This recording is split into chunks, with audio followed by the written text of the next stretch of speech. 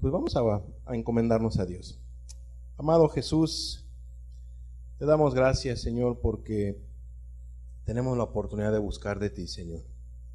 Padre, nos hemos reunido para alabarte, para adorarte. Nos hemos reunido también, Señor, para conocer de tu palabra, Señor. Padre, en el nombre de Jesús, yo te pido que tomes el control de esta reunión, que tomes el control de nuestros corazones, y todos los que estamos presentes seamos bendecidos, Señor Jesús. Sea a través, Señor, de otros medios también, Señor, los que han de escuchar esta enseñanza a través de otros medios, bendíceles también, Padre. A través de otros lugares, de otras congregaciones, bendíceles. En el nombre de Jesús nos ponemos en tus manos y bendícenos a todos, Padre. Amén, Jesús. Amén. Muy bien. Hoy vamos a tener una enseñanza que hemos titulado Mi siervo Moisés. Para empezar, vemos nosotros que desde que él nació, ya querían su mal.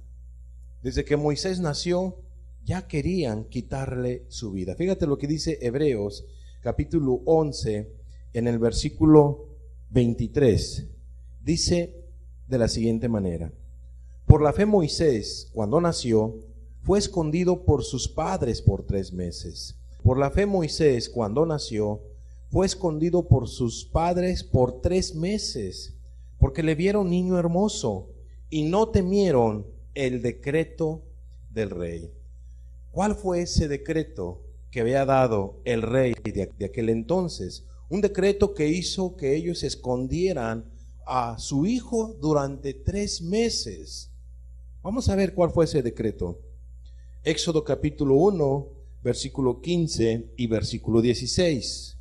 Dice así la escritura: y habló el rey de Egipto a las parteras de las hebreas, una de las cuales se llamaba Cifra y otra Fúa, y les dijo: cuando asistáis a las hebreas en sus partos y veáis el sexo, si es hijo, matadlo, y si es hija, entonces viva. Y aquí nos encontramos nosotros con el decreto, con la orden, con el mandamiento de este rey malvado. En este caso, el rey Faraón era matar a todos los niños que nacieran de los hijos de las mujeres hebreas. Y Moisés había nacido. Entonces los padres tenían preocupación. Los padres tuvieron que esconder a su hijo 1 semana, 2 semanas, 1 mes, el siguiente mes, hasta el 3er mes, porque tenían temor de que les mataran a su hijo. En ese entonces todavía no le ponían Moisés, pero a su hijo Moisés, vamos a decirlo de esta manera, a su hijo Moisés. Pero ¿qué hicieron las parteras? Vamos a ver qué hicieron las parteras. Éxodo capítulo 1, versículos 17 y 18. Pero las parteras temieron a Dios.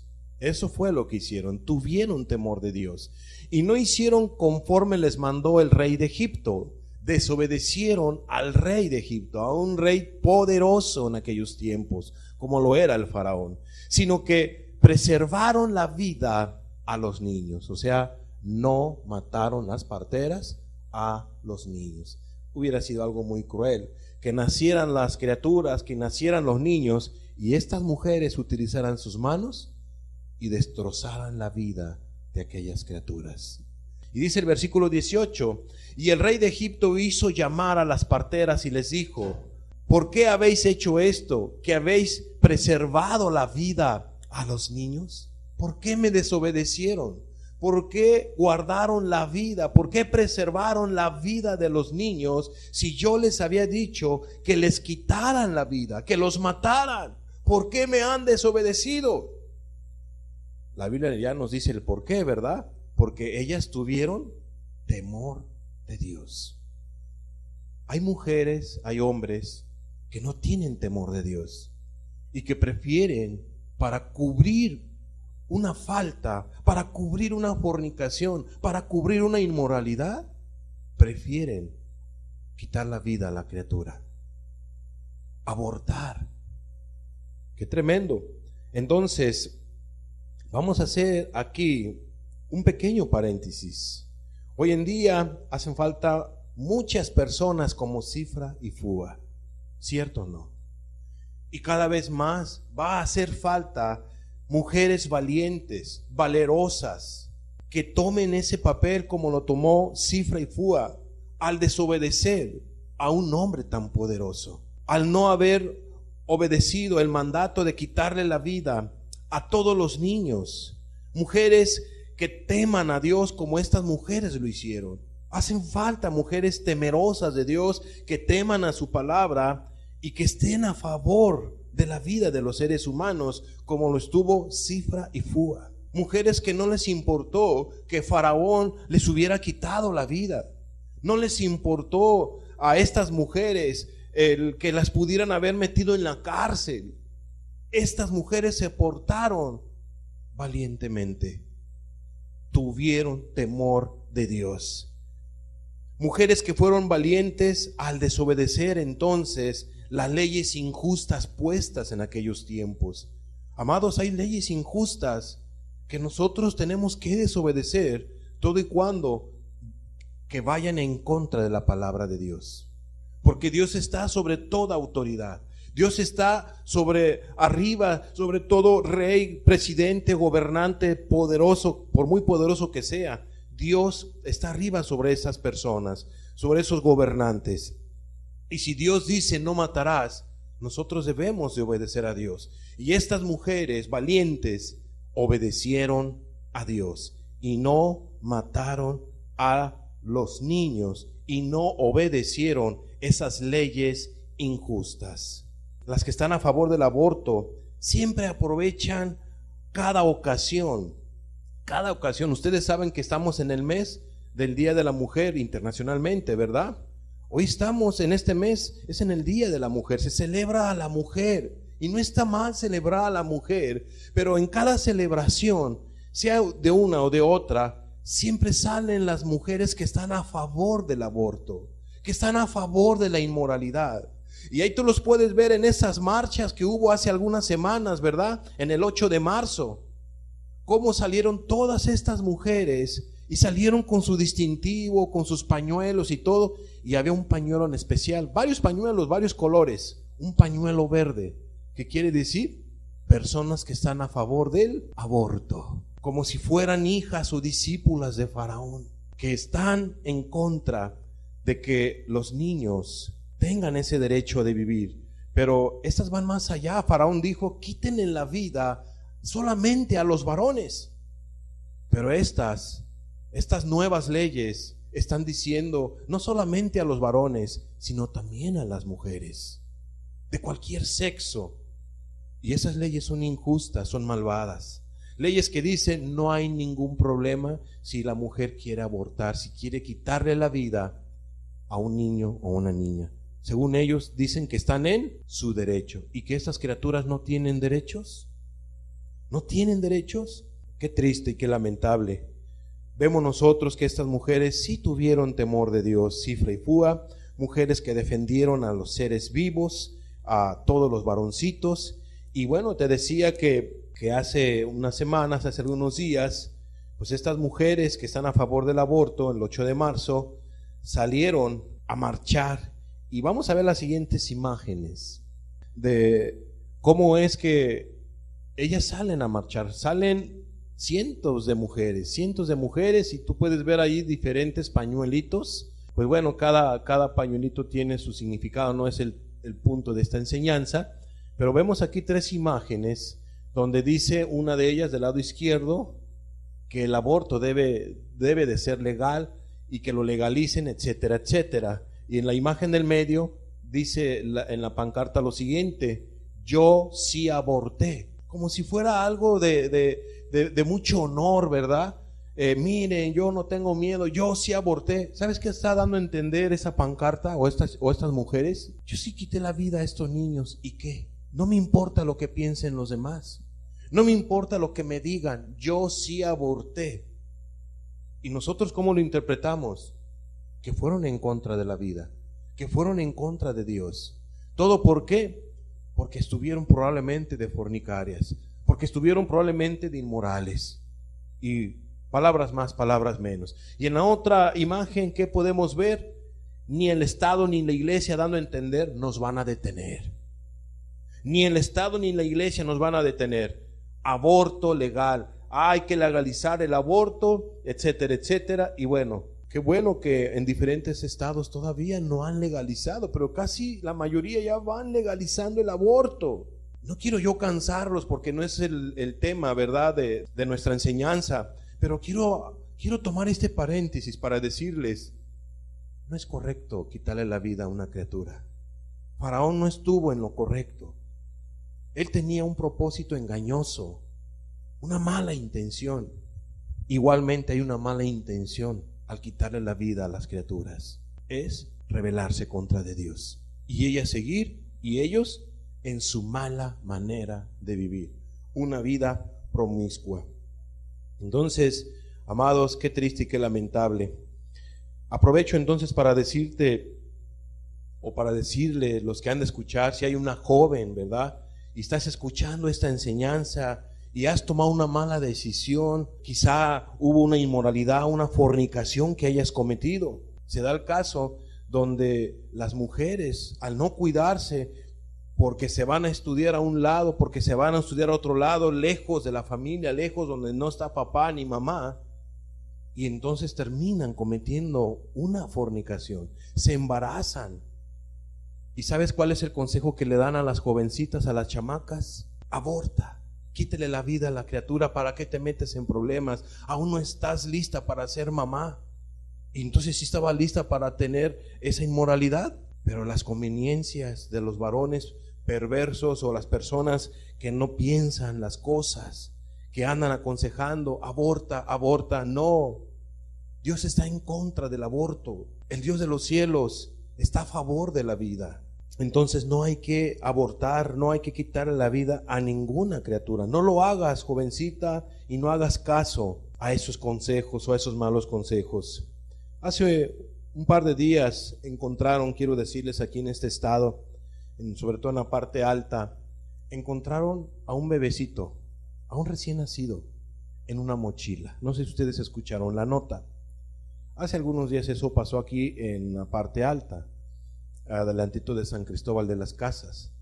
Encontraron a un chiquitito que lloraba y lloraba. ¿Y pues dónde? Y se dan cuenta que estaba dentro de una mochila. Estaba el chiquitito llorando y llorando. ¿Sabes de quién era ese chiquitito? Porque lo alcanzaron a descubrir. De una persona, de una estudiante que había abandonado a su criatura. ¿Qué pasó? No te sé decir. Lo único que sí sé es de que encontraron con vida a esa criatura. Y qué bueno, ahorita está con vida. Por eso Dios no se equivoca. Todo tiene su tiempo. Todo tiene su tiempo. Si tú has de tener alguna criatura, un hijo, quieres formar una familia, hay que esperarse en el matrimonio. Hay que hacerlo dentro del matrimonio, de una manera legal, donde no te avergüences, donde las jovencitas, donde los jovencitos, nadie se avergüence. Hay que hacer las cosas bien y no hay que estar yendo en contra de los estatutos, de los mandamientos de nuestro Dios. Cerramos el paréntesis y sigamos entonces con nuestra lectura. Vayamos ahora a Éxodo capítulo 1, versículo 19 al 21. Recuerden que Faraón les había hecho unas preguntas a las parteras. Las parteras respondieron lo siguiente. Y las parteras respondieron a Faraón: porque las mujeres hebreas no son como las egipcias, pues son robustas, o sea, fuertes, y dan a luz antes que la partera venga a ellas. Y Dios, dice el 20, hizo bien a las parteras. A Dios le agradó esa decisión de las parteras, porque Dios está a favor de la vida.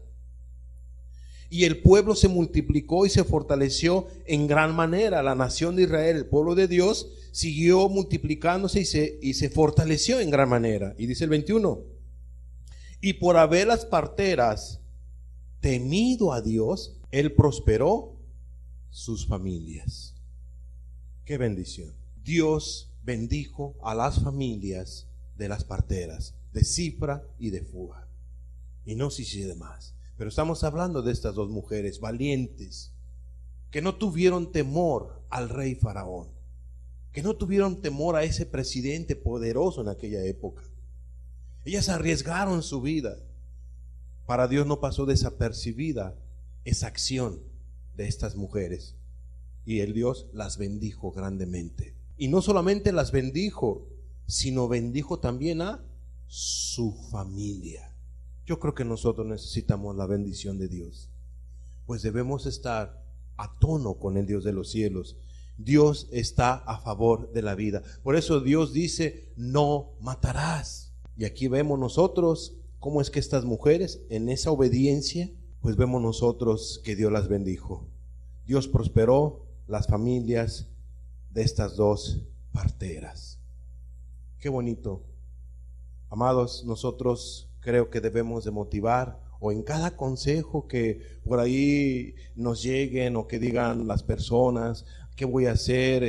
Quedé embarazada, cometí el error y toda la cosa, creo que voy a abortar. No, tienen que enfrentar la verdad. Tenemos que aconsejarles a que no hagan eso, porque la criatura no tiene la culpa de nada.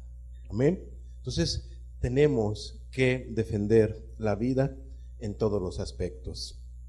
Pero viene la siguiente parte de este estudio, la siguiente pregunta: ¿por qué Faraón decretó esa malvada ley?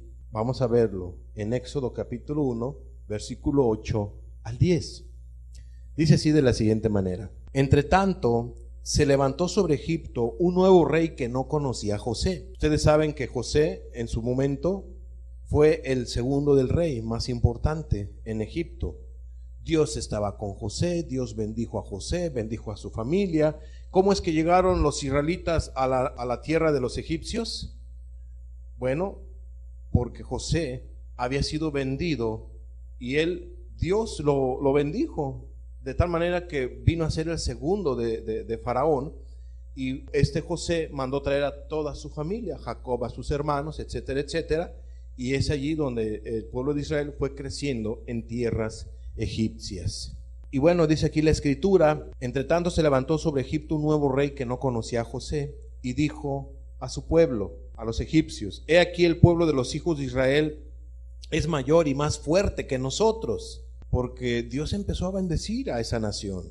Este rey se dio cuenta que Israel ya era fuerte, y dice el 10: ahora pues seamos sabios para con él, para que no se multiplique y acontezca que, viniendo guerra, él también se una a nuestros enemigos y pelee contra nosotros y se vaya de la tierra.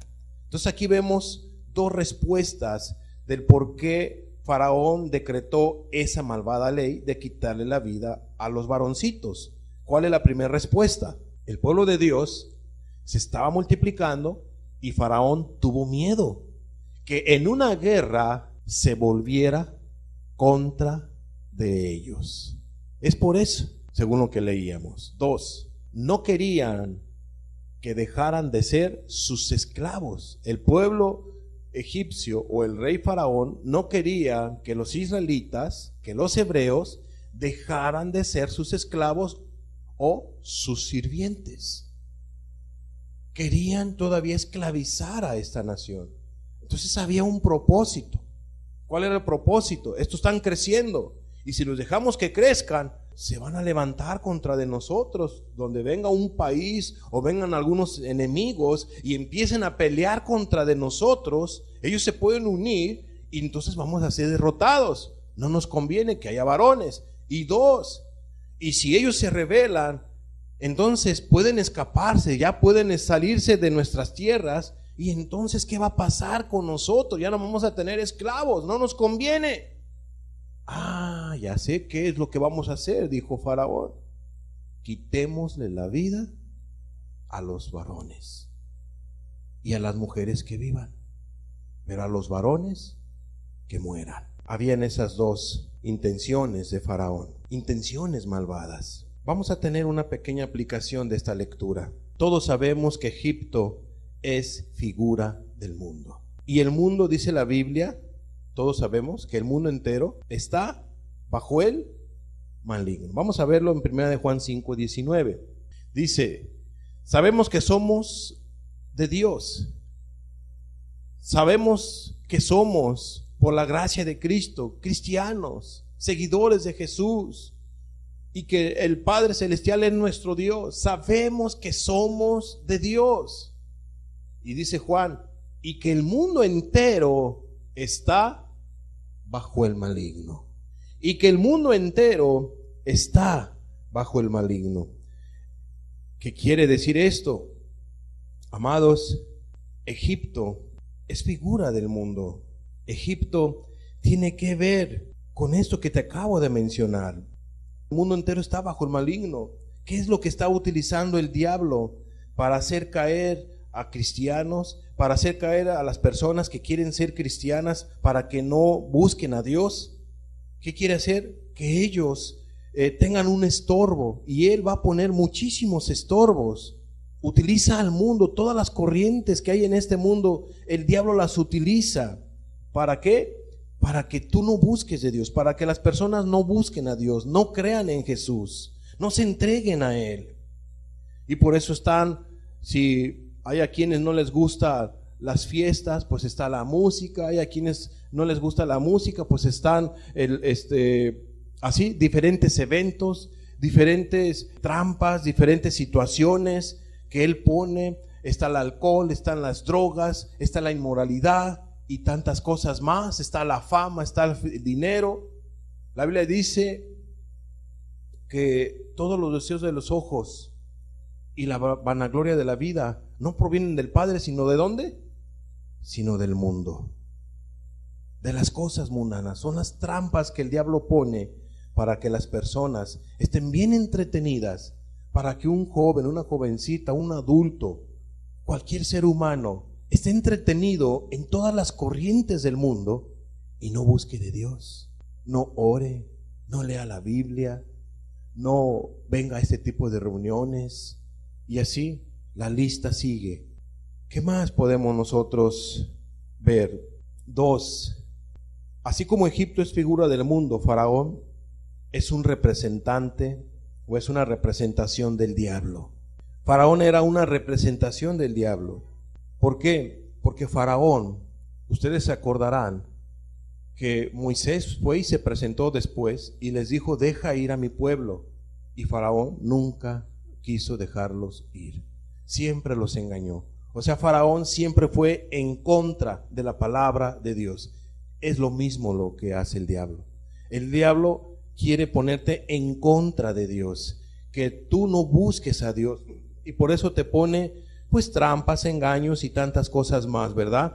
El diablo no quiere que la gente se vuelva a Dios con todo su corazón. ¿Y sabes por qué? Porque el diablo no quiere que tú pelees, vayas a estar peleando en contra de él.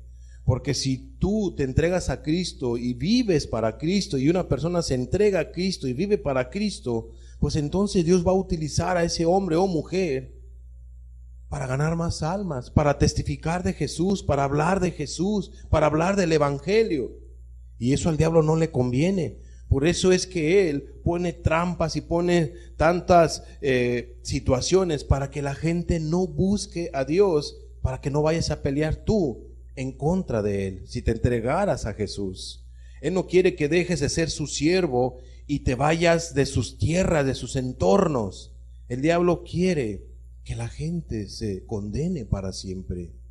Él no quiere que vengan las personas a la luz admirable que es Cristo.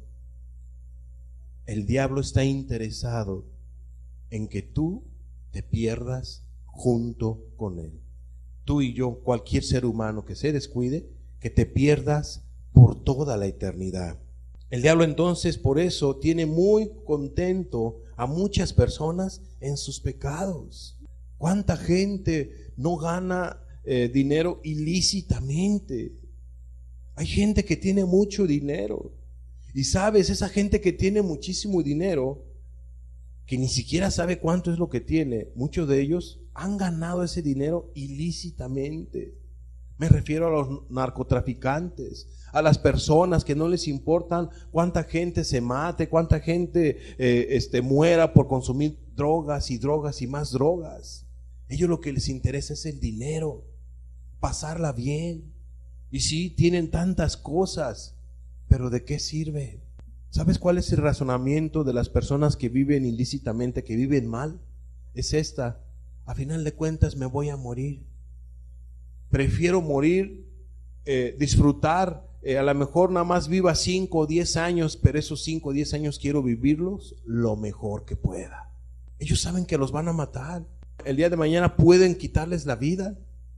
Y entonces su razonamiento es: pues antes de que me la quiten, voy a comprar, voy a vender y voy a hacer esto. Y todo tiene que ver con pecado. Todo tiene que ver con pecado. Pero no les importa todo lo que ellos hacen, todo el daño que ellos hacen. Ese es el razonamiento de varios que se dedican a vivir malamente en el narcotráfico. Qué triste y qué lamentable vivir así. Otros, el adversario los tiene pero bien engañados, bien tranquilitos, tranquilitas, en una denominación, en una religión. Debemos nosotros de tener cuidado que no nos acontezca eso a nosotros, ni a ti, ni a mí, ni a nadie de los que estamos aquí presentes, o de los que están escuchando esta enseñanza. No nos pase eso. No creas que solamente los perdidos están en los antros, en las fiestas, en las drogas, tirados en el alcohol y tantas cosas más. No, el diablo tiene entretenido a muchas personas dentro de 4 paredes, de una denominación, de una religión. Los tiene ahí distraídos, pensando que son cristianos, pensando que la mujer es cristiana, el hombre es cristiano, porque está dentro de ese lugar, de esa organización. No es así. Y que no nos acontezca tampoco eso a nosotros.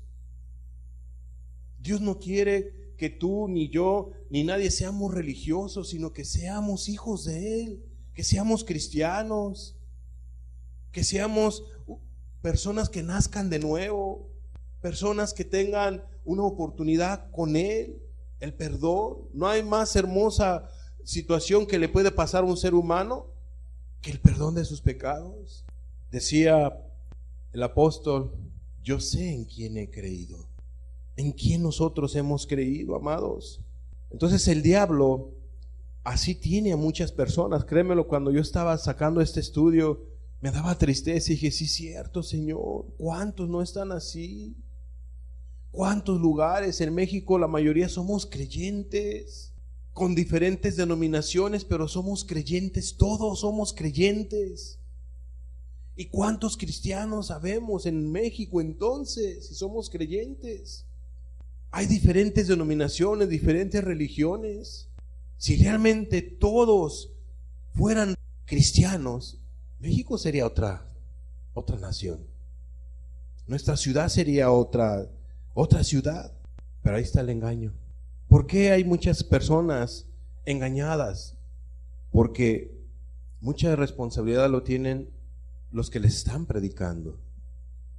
Mucha responsabilidad tienen los ministros, los pastores, porque ellos no están compartiendo el evangelio completo, porque ellos no están compartiendo en contra del pecado, porque ellos le dicen a las personas: no importa que tú te enojes, no importa que tú peques, no importa que tú hagas lo malo, Dios sabe que eres débil y entonces Él te perdona. Y no es así.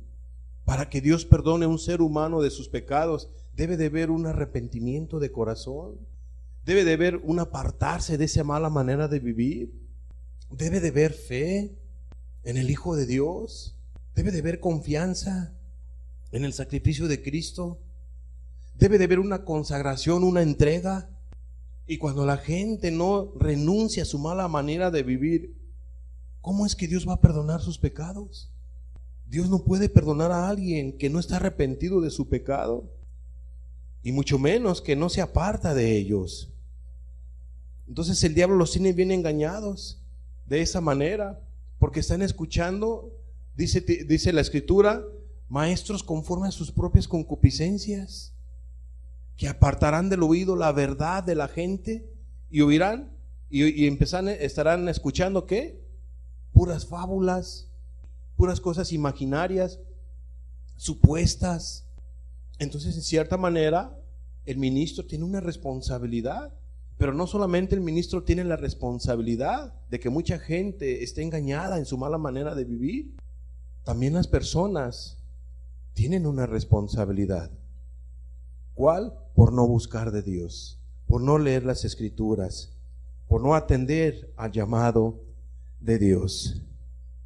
Entonces muchas personas el diablo las tiene engañados, tranquilitos, metiditas en una religión, una denominación, en una iglesia. Nosotros debemos de tener mucho cuidado de que no sea así con cada uno de los que estamos aquí presentes. Entonces cerramos aquí esta pequeña aplicación a la lectura que tuvimos de Éxodo 1 al 8 al 10 y pasemos al siguiente punto de esta enseñanza: los padres de Moisés. Vamos a ver quiénes eran los padres de Moisés. Es interesante saber quiénes eran los padres de Moisés. Vamos a empezar con la mamá de Moisés. ¿Qué nos dice la Biblia acerca de la mamá del siervo Moisés? Números 26:59 nos dice algo muy interesante. La mujer de Amram se llamó Jocabed, hija de Leví, que le nació a Leví en Egipto. Esta dio a luz de Amram a Aarón y a Moisés y a María su hermana.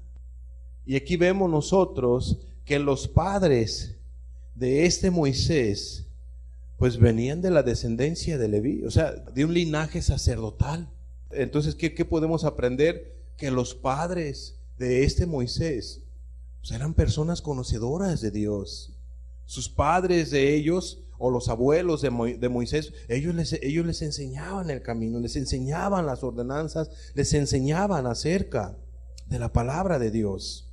Venían de esa línea prácticamente, una línea de sacerdotes. Había una bendición especial. No era cualquier tipo de padres que ellos tenían. Eran descendientes de Leví, de los levitas, una tribu que fue apartada para el servicio de Dios, que ministraban a Dios, personas consagradas, personas dedicadas. ¿Qué significa el nombre de la mamá de este Moisés? Vamos a ver lo que significa el nombre de esta mujer especial que se llamaba Jocabed. Jocabed en el hebreo tiene que ver con lo siguiente: Jocobed, que significa glorificada de Jehová. Glorificada de Jehová, o sea, Dios bendecía a la mamá de Moisés. Es cierto que muy poco se menciona su nombre en la Biblia, pero esas pocas veces que se menciona a esta mujer, de veras tiene que ver con un amor de una verdadera madre, con un amor de una mujer temerosa de Dios, una mujer que de alguna manera junto con su marido, como lo vamos a estudiar más adelante, eran valientes, que estuvieron escondiendo a Moisés durante 3 meses. Se llegó el momento que ya no lo pudieron esconder y por lo tanto ellos tuvieron que actuar. Pero esta mujer de veras era una mujer que Dios había bendecido, una mujer que fue un ejemplo. Pues solamente tuvo 3 hijos, pero ¿qué tipos de hijos tuvo? ¿Quién era Aarón? Un sacerdote. ¿Quién era María? Una profetisa. ¿Quién era Moisés?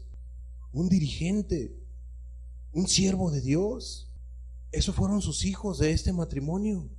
Un matrimonio que se dedicó a servir a Dios, un matrimonio que conocía de Dios. Éxodo 2, versículo 2 al 5, vemos el verdadero amor de esta mujer. Dice: la que concibió y dio a luz un hijo, y viéndole que era hermoso, le tuvo escondido 3 meses, y no porque nada más fuera hermoso, sino porque era su hijo. Ella lo escondió: es que este es mi hijo, nadie me lo va a quitar, yo no le voy a quitar la vida. Ella sabía que podía estar en peligro y estaba en riesgo su vida, no le importó. Ella dijo: él es mi hijo, no le voy a quitar, no voy a permitir que le quiten la vida a mi hijo.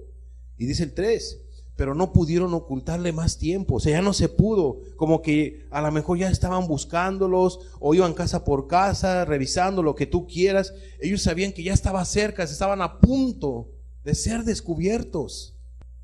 ¿Qué dice la escritura? Tomó una arquilla de juncos y la calefacteó con asfalto hebrea y colocó en ella al niño y lo puso en un carrizal a la orilla del río. En pocas palabras, hizo una canastita adecuada con un material especial para que de tal manera cuando la pusiera en el río no se hundiera, estuviera flotando como si fuera una barca. Y ahí vemos nosotros que esta mujer, esta madre, empezó a arreglar a su hijo, empezó ahí a ponerle todo lo que tú quieras.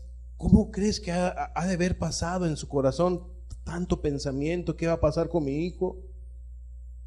Yo creo que no fue fácil, pero ella sabía que era mejor entregar a esta criatura en las manos de Dios para que no mataran a su hijo.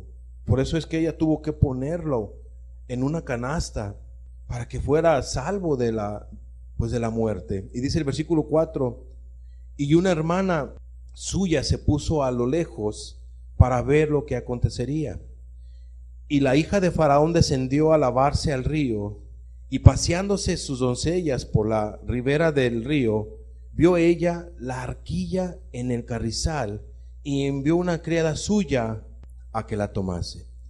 Y aquí vemos nosotros cómo es que pues Dios metió su mano poderosamente. Jocabed, una mujer muy valiente, vemos nosotros, una mujer muy amorosa, estuvo deteniendo a su hijo durante 3 meses, pero por fin tuvo que dejarlo en las manos de Dios. Esa fue la mamá de Moisés. Vamos a ver ahora al papá de Moisés, Amram, el padre de Moisés. Amram. ¿Qué significa Amram en el hebreo? Pueblo elevado. Eso es lo que significa el nombre de Amram. Pueblo elevado. O sea, una bendición también sobre la vida de él. Él viene a ser de ese linaje de los levitas, un hombre valiente que no temió el decreto tampoco de Faraón y se paró por la vida. Un hombre que supo dirigir a su familia, un hombre que supo dirigir a su esposa, un hombre que supo dirigir a sus hijos. Y ya vimos qué logró con sus hijos, y ya vimos qué logró con su esposa. Este Amram estuvo educando a sus hijos junto con su esposa Jocabed, y nada más y nada menos fueron sus hijos, repito, Aarón, Moisés y María. 3 personajes espirituales, 2 hombres y una mujer que tenían temor de Dios. Aarón, que Dios lo escogió para que fuera sacerdote. María, profetisa. Hoy es el profetizar de parte de Dios. Se requiere espiritualidad, se requiere conocer la voz de Dios. Y María conocía la voz de Dios. Dios le hablaba a María para que ella profetizara. Y Moisés, repito, lo que vamos a estudiar para la próxima semana, él, un gran patriarca, un gran dirigente, un siervo de Dios. Pero sigamos leyendo, vamos a ver cómo es que se manifiesta el poder de Dios aún en nuestra lectura de Éxodo 2. Ahora veamos el versículo 6 al 9. Dice: y cuando la abrió, vio al niño. Estamos hablando de la hija de Faraón. Abrió la canasta, ve al niño, y aquí que el niño lloraba. El niño lloraba. Y teniendo compasión de él, dijo: de los niños de los hebreos es este. 7. Entonces su hermana dijo a la hija de Faraón: iré a llamarte una nodriza de las hebreas para que te críe este niño. Algunos estudiosos piensan que cuando dice entonces su hermana se está refiriendo a María, o sea, la que estuvo al pendiente de qué era lo que pasaba con esa canasta donde iba Moisés, o ese bebé que próximamente estaba por ser llamado Moisés, era María. Entonces ella estaba al pendiente. Entonces ella se dio cuenta que la hija de Faraón lo tomó a la canasta y se acerca y le dice: iré a llamarte una nodriza de las hebreas para que te críe este niño. Y la hija de Faraón respondió: ve. Entonces fue la doncella y llamó a la madre del niño. Y llamó a la madre del niño. Y dice el 8 y el 9. A la cual dijo la hija de Faraón: lleva a este niño y críamelo, y yo te lo pagaré. Y la mujer tomó al niño y lo crió. Vemos nosotros entonces que ¿quién fue la que crió a este varón, a este Moisés? Su mamá. Ahí vemos el milagro de Dios. Yo no sé qué haya pasado por la mente de esta mujer llamado Jocabed. Yo no sé qué pasó, pero ella ya se había despedido de su hijo. Yo pienso que el Espíritu Santo la guió a ella a hacer eso, a preparar todo lo que nosotros ya leímos. Y Dios hizo el milagro, porque fue un milagro lo que aconteció. Moisés es un milagro para esa familia o para esos padres. ¿Qué posibilidad tenía Moisés de que viviera así como lo hizo su madre? Ella actuó en fe y pensando: ojalá alguien lo agarre a mi niño y se lo quede una familia egipcia, y que lo agarre. Es mejor que vaya así a que se quede aquí porque me lo van a matar. Tuvo que despedirse de su hijo. Y todos sabemos lo que pasó. Ya lo leímos. Dios metió su mano y Dios le salvó la vida. En este caso, a este bebé que posteriormente iba a ser llamado Moisés. Quiero terminar entonces esta primera parte de este estudio con una reflexión final. Fíjate lo que dice Éxodo capítulo 1, versículo 22. Entonces Faraón mandó a todo su pueblo diciendo: echad al río a todo hijo que nazca y a toda hija preservad la vida. Estaba la insistencia de Faraón. Como las parteras Cifra y Fúa no hicieron caso a Faraón, las parteras desobedecieron a Faraón, él dice: ¿saben qué? Ahí va esta nueva ley. Y fue una ley para todo el pueblo. Dice que mandó a todo su pueblo, echad al río a todo hijo que nazca, a todo varón que nazca de los hijos de los hebreos, y a toda hija preservad la vida. Y sabes, ya que pudieron haber hecho las parteras, ya no pudieron hacer mucho. Ese río que era el Nilo, probablemente ese río que siempre tiende a dar vida, porque el agua lleva vida, ¿no? a todos los seres vivos. Ese río que tiene como propósito bendecir, fue un río en aquellos tiempos que fue la tumba de miles de niños que fueron echados. Ese río fue la tumba de muchos niños. Fue el lugar donde murieron muchísimas criaturas, chiquitos que ahorita están en la presencia de Dios. Pero ese río, de ese río, ¿a quién sacaron? A Moisés. A un bebé que iba a ser llamado Moisés. ¿Y qué hizo ese bebé que se convertiría en Moisés?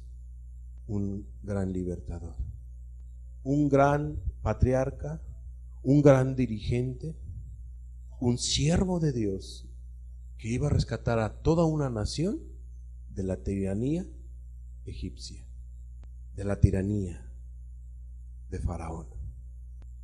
Y Moisés fue utilizado, como vamos a ver la próxima semana, para salvar a toda una nación.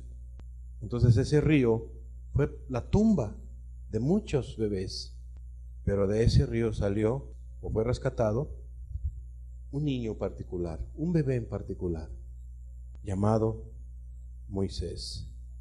Éxodo 2:10 dice lo siguiente: y cuando el niño creció Jocabed, la mamá de Moisés, la legítima, ella lo trajo a la hija de Faraón, la cual lo prohijo, o sea, la cual lo adoptó y lo tomó como hijo.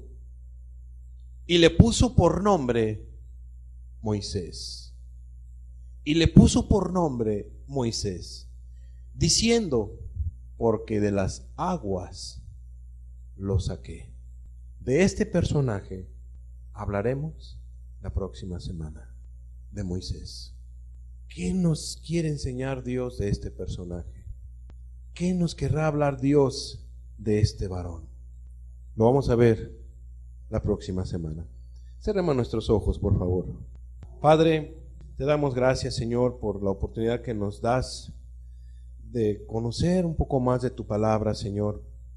Es muy cierto, Señor, que pues el mundo, Señor, cada vez más está con todo, Señor, afectando a todos aquellos que quieren buscar de ti, y a todos aquellos que te buscan, aún está afectando, Señor.